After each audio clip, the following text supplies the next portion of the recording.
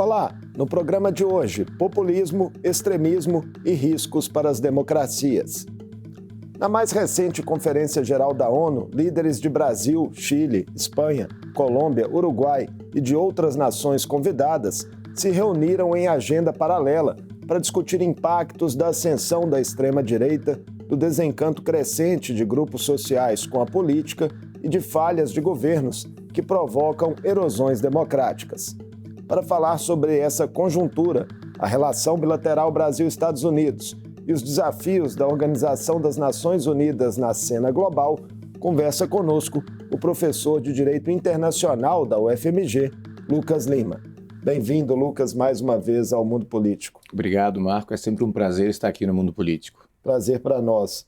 Lucas, o Brasil e outros governos democráticos se reuniram recentemente em evento paralelo à Conferência da ONU e têm debatido em conjunto estratégias de reação, a uma ascensão da direita e da extrema-direita no Ocidente nos últimos anos.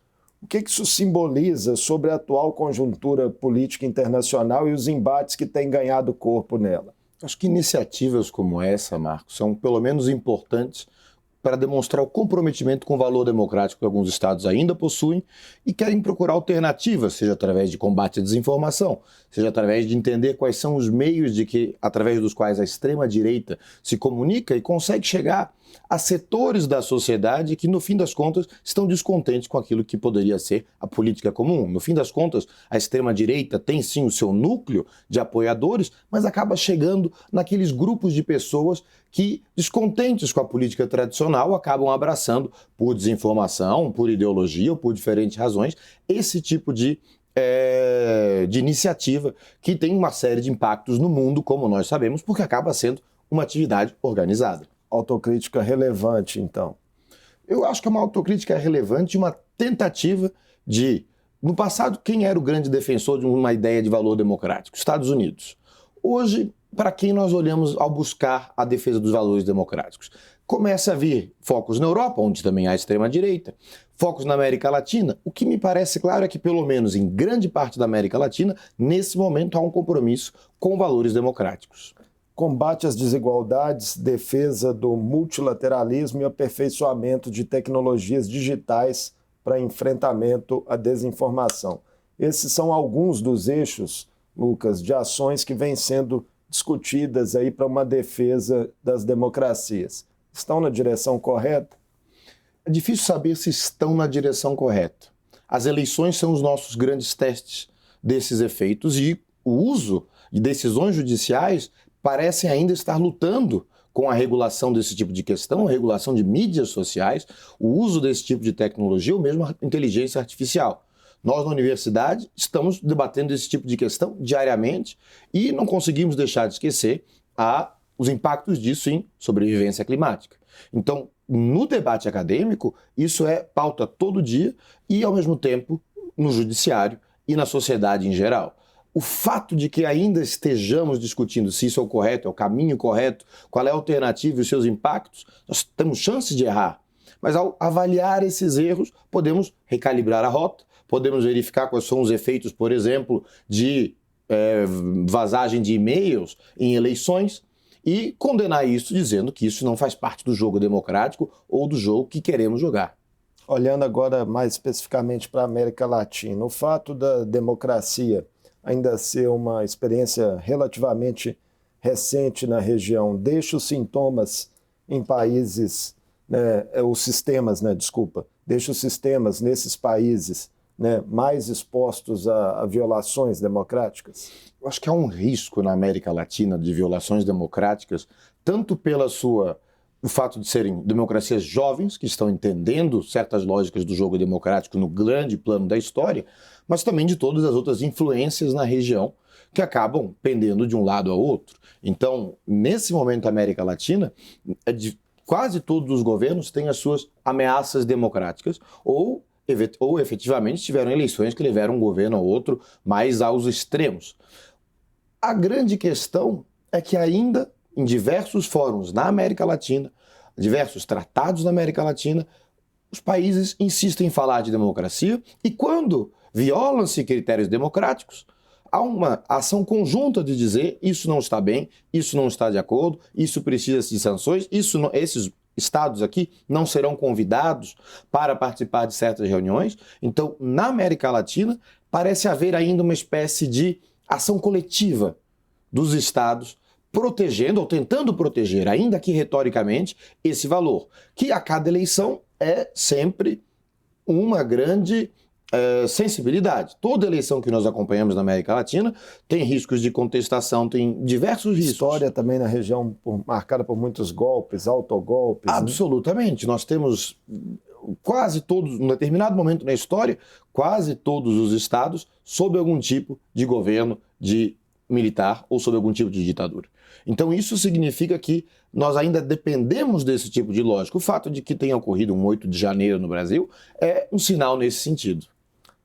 Estados Unidos agora, há quem aponte que a erosão democrática por lá, sob Donald Trump, tem sido acentuada em relação a outras experiências populistas e autoritárias na cena internacional. Qual a sua impressão? Os Estados Unidos é, e continua sendo, o país mais poderoso do mundo. Talvez não seja mais a economia, mas continua sendo, em termos de poder, o país mais poderoso do mundo. Isso faz com que todas as suas experiências sejam extremamente poderosas. Se entra um governo que começa a desmantelar o Estado, começa a utilizar o judiciário, começa a fugir dos estándares padrões de política externa que nós conhecíamos, nós sabíamos como prever as ações de política externa dos Estados Unidos. Hoje isso tem os seus altos e baixos e as suas incertezas, como a atual relação bilateral com o Brasil demonstra. Então, esse tipo de ação que é novo faz com que novas reações tenham que ser pensadas. E estamos todos tateando num terreno um pouco movediço quando a gente fala da relação com os Estados Unidos. Quais efeitos a presidência Trump nos Estados Unidos está tendo, né, sobre a estratégia dos BRICS, a seu ver, os mais notáveis? A presidência dos Estados Unidos me parece, nesse momento, focada em duas grandes questões de política externa. A guerra na Ucrânia e a guerra em Gaza. A união dos BRICS, que ainda é uma união muito incipiente do ponto de vista institucional, é uma plataforma de cooperação. Os estados se encontram para decidir onde eles vão cooperar, o que é que eles vão fazer juntos, que tem a ver com a própria proximidade que esses estados já estavam tendo em algumas áreas. O problema dos BRICS nesse momento é que ele se expandiu envolvendo, inclusive, aliados históricos dos Estados Unidos. Então, não me parece que os Estados Unidos esteja muito preocupado com essa união do que os BRICS significam. Talvez com alguns atores específicos dentro dos BRICS, nomeadamente China e Rússia, e tentar de alguma maneira conter a sua influência. Mas os BRICS como um todo não me parece que haja uma política americana de contenção dos BRICS como tais. Mas já temos, né, alguns efeitos comerciais. Nesta terça, por exemplo, a imprensa noticia, né, que a China paralisou as compras de soja dos Estados Unidos, abrindo caminho aí para um deslocamento do fornecimento americano e a ocupação do espaço pelas exportações brasileiras, né? Sempre tem setores que podem ser beneficiados. A ideia das sanções, das tarifas de 50%, que agora estão sendo repensadas, cria novas oportunidades. E a política externa da China tem sido muito consistente nos últimos 20 anos, se nós quisermos, ou até mais, no sentido de que esse é um ator que está lá, que tem uma planificação do que quer, não quer criar inimizades, está aumentando a sua presença em diferentes lugares do mundo de uma maneira consistente, sem criar resistências. Então, onde há uma oportunidade, quais são os atores globais que podem vir e intervir diretamente na América Latina nesse momento? A Rússia em algumas questões, mas certamente o alcance da Rússia não é tão forte quanto o alcance comercial da China. Relação bilateral Brasil-Estados Unidos, né? Você tocou rapidamente na questão, mas merece que a gente aprofunde um pouco. Lula e Trump conversaram essa semana, né, em um telefonema aí, após essa relação ter sido abalada por sanções aplicadas por Trump, né, a autoridades brasileiras, ministros do STF, outros membros também do Poder Executivo, e tentativas, né, de interferência na nossa soberania. ministros brasileiros seguirão em tratativas, né, com o secretário de Estado Marco Rubio. Isso sinaliza, Lucas, para um provável arrefecimento dessa crise? Isso é interessante, Marco, porque ao mesmo tempo que há uma sinalização de diálogo, quem vem dialogar é o Marco Rubio, que não é apenas o chefe da política externa americana, mas é aquele que tem os discursos mais, diria, duros em relação a certos estados, mesmo ideológicos, em relação a certos estados. A pergunta é, isso é um sinal de que algo está mudando? Certamente está mudando. Só que até chegar no topo, nós temos uma série de agências, de autoridades, ministro Alckmin, Ministério de Relações Exteriores, a Agência de Comércio Exterior, entrando em contato para decidir qual é o acordo possível. Na hora que houver o acordo, o encontro Lula e Trump, já vai ter tudo isso acertado ou não. O que não impede que, naquele momento, algo saia errado do protocolo. Mas, certamente, nesse momento, o diálogo está acontecendo e tem as questões pontuais de comércio, mas há também, minha opinião pessoal, uma certa exigência ou um certo interesse de entender onde está o Brasil no grande jogo geopolítico. O Brasil vai condenar mais fortemente a guerra na Ucrânia, o Brasil vai diminuir o tom em relação às críticas a Gaza. Qual é a posição do Brasil em relação à sua aliança aos Estados Unidos? Eu acho que esse é o diálogo de bastidores que está acontecendo para além das tarifas, porque as tarifas, nós sabemos, elas têm o seu impacto em setores especializados e serve como moeda de Trump. Trump tem utilizado tarifas com seus aliados históricos como a Índia. Então, chegar à mesa de negociação com tarifas a ceder, com sanções a autoridades, com silêncio sobre o jogo democrático, pode ser uma maneira também de tentar conquistar essa posição brasileira e garantir uma relação melhor nos próximos anos, até um próximo episódio, que estamos ainda no primeiro ano de Donald Trump. Então, Lula e Trump, né, são dois líderes de perfis bastante peculiares e há quem veja risco de um eventual encontro pessoal do presidente brasileiro ser constrangido. Isso é concreto? Aconteceu com Zelensky. Eu acredito que Lula e seus assessores, os assessores do presidente Lula não iriam a uma reunião em que isso poderia ou estivesse em risco. Eu acredito que as sinalizações que estão vindo de Washington nesse momento são muito positivas, sinalizações que estão encontrando sinais igualmente positivos do lado do Brasil, e é uma oportunidade para os Estados Unidos talvez de corrigir o erro e se aproximar de um dos da grande democracia. Nós falávamos de democracia, acho que o presidente Lula usou uma expressão muito inteligente nessas respostas, que são as duas grandes democracias da América, como se sinalizasse: nós precisamos de vocês, mas vocês também precisam da gente por uma série de razões estratégicas na região. Isso faz a diferença na hora de lidar com Lula. Uma coisa é lidar com aquela nação que está no meio de uma guerra e precisa militarmente, e uma nação que, mesmo depois de sanção de 50%, reforçou o discurso de soberania e que teve, nós sabemos, impactos também do ponto de vista político interno. Temos no meio do caminho o fator Eduardo Bolsonaro também, né, que continua nos Estados Unidos e dando declarações aí de que Marco Rubio vai impor, né, vontades ao Brasil. Eu acho que seria muito difícil esperar o silêncio desses personagens nesse momento. As narrativas continuam sendo colocadas. Acho que o que nós temos que fazer é mantermos-nos bem informados para entender o que é narrativa, o que é informação privilegiada, o que vai acontecer e testar esses acontecimentos. Todas aquelas ameaças de que o Brasil seria severamente, o Brasil continua e agora parece estar de novo à mesa de negociação.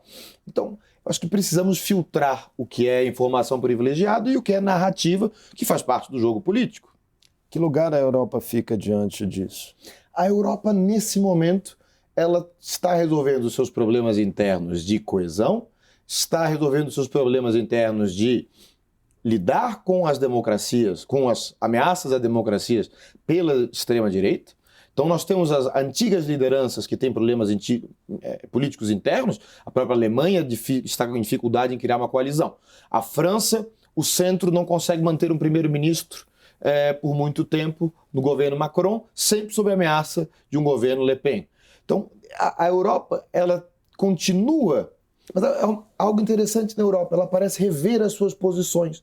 Se nós observarmos o que ela está fazendo com a China, ela tinha uma certa posição de intransigência e, nesse momento, parece estar mais disposta a dialogar e pensar em parcerias. Eu acho que a Europa também está repensando aquilo que está fazendo, sempre sem abandonar certos valores essenciais. E como falávamos de democracia, a Europa continua sendo também um dos grandes defensores de um sistema democrático, de uma governança democrática. Agora, uma reflexão mais de fundo sobre populismo, Lucas. Quais os riscos para as democracias, né, com líderes desse perfil, seja de qual lado for? Existem muitos riscos, Marco, mas o principal risco, na minha opinião, é o não retorno. Isso a gente vê acontecer em certos governos, quando nós vemos, por exemplo, um governo republicano que retrocede e o próximo governo democrata não recupera, de certa forma, as instituições.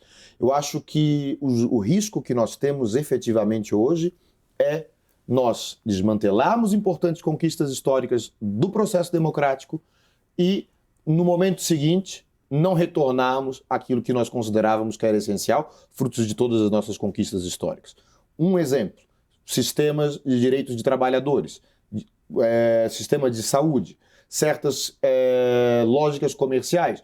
Hoje o mundo está muito mais preparado para viver sem as regras da OMC por conta desse jogo tarifário de diferentes blocos do que aquilo que era a idealização de um comércio liberal que os anos 50 iniciou e que nós tivemos o auge nos anos 90.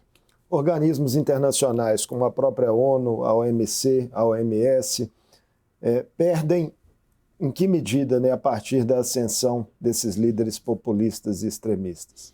Os organismos internacionais, nós não podemos ter ilusões sobre eles. Eles são aquilo que os estados fazem. Aquilo que os estados que estão naquele momento com uma maior voz dentro deles, capazes de tomar decisões. Alguns podem reagir muito bem. Se nós formos ver, algumas decisões internacionais eram inesperadas nesse momento, sobre clima, sobre a questão do território na Palestina, ou mesmo as decisões da Assembleia Geral condenando o ato da Rússia, mesmo com o Conselho de Segurança paralisado. Mas elas acabam sendo aquilo que os estados estão dispostos a fazer naquele momento. Então não adianta olhar para elas como se elas tivessem uma vida autônoma, capaz de resolver as situações. Antônio Guterres precisa se encontrar com Trump, se encontrar com Lavrov, já que Putin não pode viajar aos Estados Unidos por conta do mandado de prisão do Tribunal Penal. Então as organizações, nós temos essa aparência de que elas estão congeladas. Algumas delas continuam funcionando tranquilamente, continuam se adaptando e, mais uma coisa, a atenção que todos nós demos aos discursos que os estados fizeram na Assembleia Geral da ONU, as mensagens que foram dadas ali, que não poderiam ser dadas em nenhum outro lugar de maneira conjunta. Os BRICS se encontraram à margem da Assembleia Geral, pouca gente prestou atenção nisso, mas os BRICS utilizaram aquela organização para mais uma vez conversar. Elas ainda servem para a sua principal função de encontrar-se, de pensar qual é a política do momento e afinar estratégias. Se elas vão ficar congeladas, o Conselho de Segurança continua ativo em uma série de lugares do mundo. Não consegue resolver Gaza, também não consegue resolver a Ucrânia por conta da lógica do veto. Mas isso é a regra desde os anos 50. Perspectivas de reformas na ONU.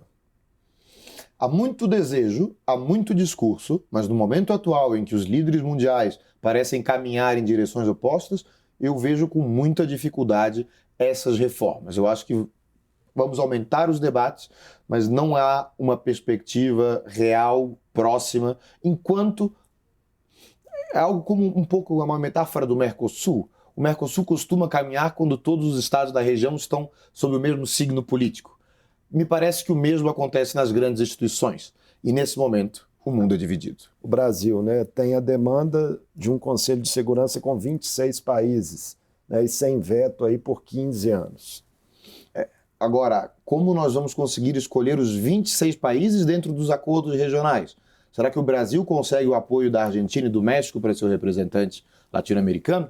Será que o Japão consegue o apoio da China ou da Coreia do Sul para seu representante asiático? A lógica geográfica que move a divisão dessas organizações não vai ser abandonada. Então, encontrar os consensos é difícil, mesmo dentro dos BRICS. Nós já tivemos mudança de linguagem dentro dos BRICS para saber quem seria, dentro dos membros dos BRICS, aqueles que iam ocupar uma cadeira no Conselho de forma permanente. As propostas do Brasil são excelentes, são muito bem pensadas. A criação desse consenso depende de um cenário político que eu não sei se nós estamos diante. Administrativamente, de qualquer forma, a ONU vai ter que se adequar bastante, né? Suas agências nas pontas, porque vem sofrendo com corte de financiamentos, né? Absolutamente. E isso é muito curioso porque afeta não apenas Nova York, mas afeta Genebra, mas afeta Nairobi, afeta todas as atividades, afeta os campos de refugiados que a ONU mantém e, de certo modo, essa é uma maneira inteligente que os estados, inteligentemente cruel, eu diria, que os estados encontraram de responder a essas organizações que, por vezes, agem contra os seus interesses, que é cortando o seu financiamento. Mas, por outro lado, é interessante notar que há outros estados igualmente interessados no maior financiamento. Não existe vácuo de poder e política e não existe vácuo de poder na política internacional. Alguém poderá estar interessado e nós sabemos quem, nesse momento, tem inserido maiores discursos de multilateralismo e possa estar interessado, eventualmente, de ocupar o maior espaço nessas organizações. Por exemplo, a China. Né? E ocuparia de que maneira? Eu acho que já existe uma estratégia da China. Se nós olharmos nos últimos anos, a China tem ocupado cada vez mais vice-presidências e presidências de órgãos importantes. Então, isso é muito importante para pautar agendas, isso é muito importante para definir como funcionará certos discursos e outros não. Então, quem controla essas posições, ou quem ocupa lugares nas cortes internacionais, a primeira vez na história, nesse momento, por exemplo, que a Rússia não tem um juiz na Corte Internacional de Justiça, bem como o Reino Unido, que na próxima eleição vão vir com tudo para conseguir reconquistar os lugares. Então, os estados sábios, sobretudo os estados que têm uma grande tradição diplomática, como é o Brasil, sabem o quanto é importante ocupar esses espaços.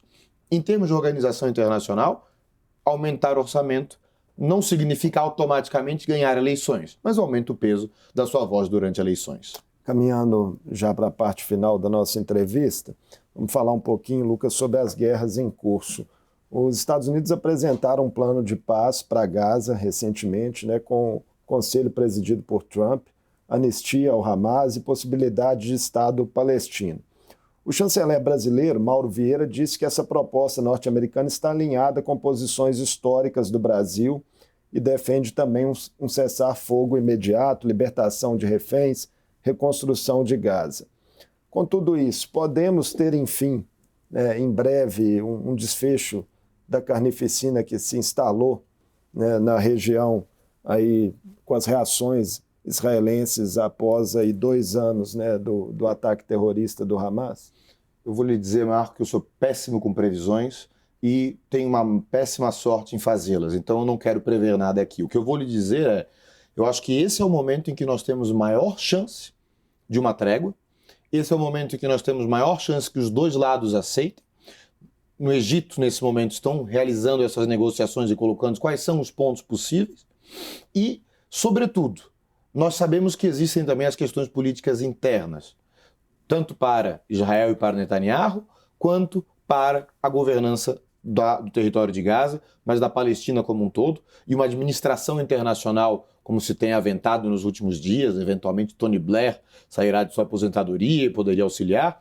Então, os planos, esse é o melhor momento que nós temos para a solução de uma crise. Sobretudo porque também, como você disse, a carnificina e os horrores causados pelo ataque do Hamas chegaram num limite que é muito difícil aceitar em qualquer termos. Eu não me recordo de ler notas diplomáticas brasileiras com uma linguagem tão dura quanto aquela que foi endereçada ao que ocorria em Gaza. O que significa que, se há um aumento a esse ponto de linguagem, significa que os estados estão preparados para apoiar as soluções que estão sendo colocadas e, mais do que isso, me parece que o governo americano quer poder ter uma vitória. E a paz, nesse terrível conflito que já faz 2 anos, é uma excelente vitória que o mundo inteiro parece almejar. O premier israelense Benjamin Netanyahu, né, mesmo diante de uma crescente hostilidade mundial às ações de seu governo em Gaza, ainda pode atrapalhar esses entendimentos? Pode, na medida em que ele entender que a solução pode afetar o seu futuro político interno. E mais, há um mandado de prisão internacional contra ele. Não imagino que ele queira sair de Israel tão cedo e ir para um país que não seja um país aliado. Mas certamente a sobrevivência política de Netanyahu é um fator que conta nessa equação. Mas, ao mesmo tempo, Netanyahu pode, sempre na questão das narrativas, Netanyahu pode aproveitar a posição e o apoio americano para criar uma narrativa de ser aquele que defendeu, que respondeu e que pôs fim depois que os objetivos foram cumpridos. Então, ele pode encontrar uma saída que, pelo menos internamente, eu falo internamente, que internamente possa lhe garantir uma saída honrosa, se é que isso é possível. E a solução de 2 estados? Será que sai do papel? A solução de 2 estados me parece ser o critério essencial que, pelo menos, o Brasil insiste fortemente, que muitos outros estados insistem fortemente. A grande pergunta é quando esses 2 estados vão ocorrer? Se for criada uma administração internacional para o território, com a promessa de que os 2 estados eventualmente vão estar regularizados no futuro, isso pode postergar o problema no momento e tentar, de algum modo, pelo menos com o fim da guerra, oferecer uma solução para a região, ainda que temporária. Para fechar nossa conversa, na Ucrânia, a Rússia lançou mísseis e drones em um ataque em massa nesse último domingo, matando ali pelo menos 5 pessoas, quando havia expectativa nos últimos dias de envio de mísseis estadunidenses, à Ucrânia. Até onde essa nova fase do conflito pode escalar, Lucas? Se a gente considerar, por exemplo, também uma recente declaração na ONU do presidente ucraniano Zelensky afirmando que o mundo vive uma guerra de drones e uma corrida armamentista sem precedentes. Me parece que esses 2 elementos do discurso do presidente Zelensky são corretos. Quando eu comecei a estudar direito internacional, drones não eram utilizados como armas armas bélicas. Elas eram simplesmente para supervisionar. A grande questão da Ucrânia me parece que depende de uma certa estabilidade do governo americano, que nesse momento nós não encontramos. Por quê? Porque o governo americano muda de posição, alia-se com a Rússia, não encontra o fim. Diz que a Rússia terá acesso ao território ucraniano, depois diz que nenhum território ucraniano será cedido. A Europa, nesse ponto, não muda a sua posição e continua sendo testada diariamente. A OTAN começou agora a ser o alvo dos novos testes, quais são os limites. Então, uma nova fase diferente, talvez mais psicológica, envolvendo a Europa como um todo e não apenas mais a Ucrânia como o único território, seja o que nos espera nos próximos meses envolvendo aquele conflito, e por isso seria interessante que uma solução pudesse ser acertada também junto com Washington. Muitíssimo obrigado por mais essa conversa conosco aqui no Mundo Político, Lucas, falando aí, de forma bastante ampla das questões que afligem o cenário internacional nesse momento. Muito obrigado, Marco. É sempre um prazer estar aqui com vocês e com os nossos telespectadores. Eu conversei com o Lucas Lima, professor de Direito Internacional da UFMG. Falamos sobre elementos que ameaçam democracias na cena global, a relação bilateral Brasil-Estados Unidos e os desafios enfrentados pela ONU na promoção da paz, de desenvolvimento social e de cooperação. O Mundo Político fica por aqui. Obrigado por nos acompanhar e até o próximo programa.